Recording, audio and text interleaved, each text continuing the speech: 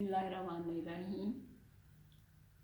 इय्याका नअबुदु व इय्याका नस्तईन। अस्सलाम वालेकुम मेरे हमवतनों, आज मैं आपको एक वाक़या सुनाऊंगी। किसी बादशाह ने कहा कि एक वफादार और एक बेवफा चीज़ ले आओ सामने अपने वज़ीर से। तो उसने एक कुत्ता और एक दामाद बादशाह का ले आया। कहने लगा कि बादशाह का ये क्या है?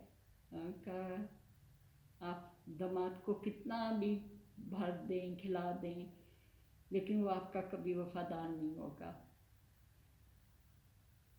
और कुत्ता जो है, आप एक हड्डी भी फेंक देंगे उसके आगे तो कभी बेवफाई नहीं करेगा, आपके तलवे चाटता रहेगा। तो ऐसी मिसाल मौजूद है हमारे मुल्क में, जिसने पूरा ख़ानदान ख़त्म कर दिया। दामाद था ना, समझ ही गए होंगे आप। लेकिन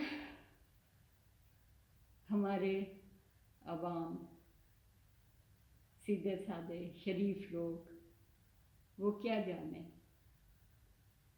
उनको आप कभी कभार गंदम दे दें, कभी उनको ऐसे ही हाथ ही मिला लें सिर्फ, वो खुश हो जाते हैं कि साईं ने हाथ तो मिलाया, साईं ने हमसे बात तो की।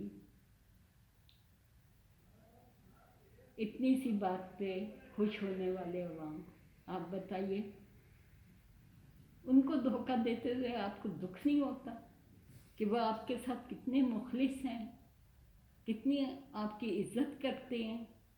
कुछ तो ख्याल कीजिए। ये 18-18, 16-16 करोड़ जो आप इन लोगों को ख़रीदने पे खर्च कर रहे हैं, उन गरीबों को खिलाइए, उन पे खर्च कीजिए। वो आपको दुआएं भी देंगे और शायद किसी की दुआ लग जाए और आपको सेहत अल्लाह अता फरमा दे, अता कर दे। जिन लोगों ने फंडिंग करके बम ब्लास्ट करवाए, फिरकावारियत को हवा दी, आपस में लड़वाया,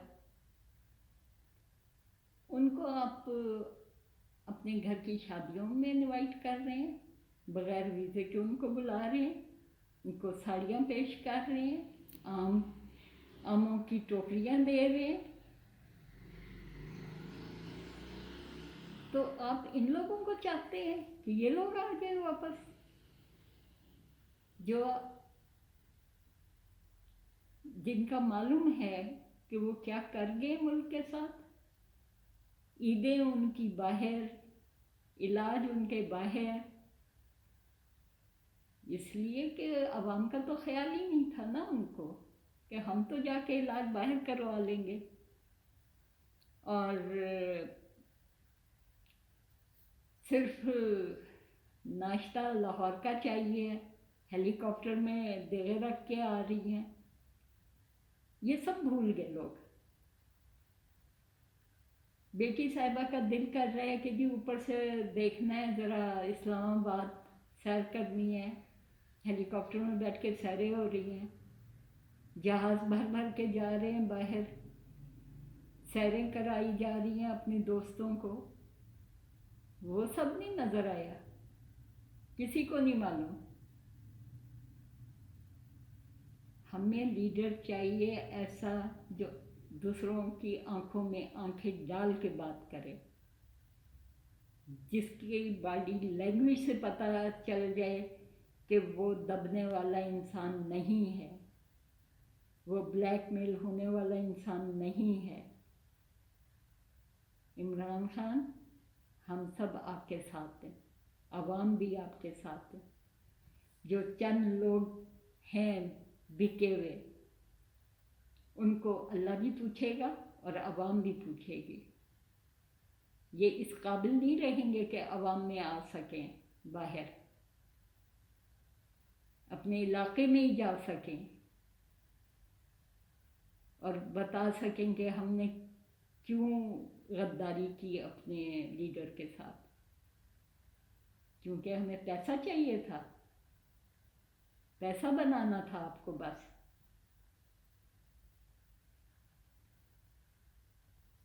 جو لوگ اپنے ضمیر بیچ سکتے ہیں تو ان کو ملک بیچنا کون سا مشکل ہے؟ ہمیں وہ لوگ نہیں چاہیے، ہمیں اپنا وطن چاہیے، ہمیں ایماندار لیڈر چاہیے جو بے لوث ہو کے آیا ہے صرف عوام کی خاطر۔ آپ قدر کیجئے، آپ پہچانیے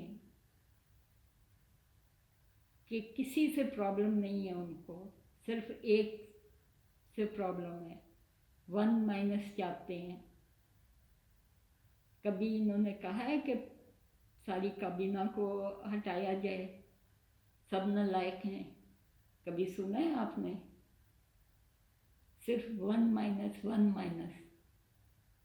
اب ذرا حالات ملک کے اچھے ہو گئے ہیں، اکانومی اچھی ہو گئی ہے، تو یہ پھر کھائیں اس کو، لوٹیں، نوچیں کھسوٹیں۔ اور پھر ایک اور مثال مجھے یاد آئی ہے کہ ایک ڈرائیور جو تھا، گاڑی چلاتا تھا، کبھی اگر ٹھیک کروانے لے گیا تو جعلی چیزیں ڈلوا دیں اس میں، اور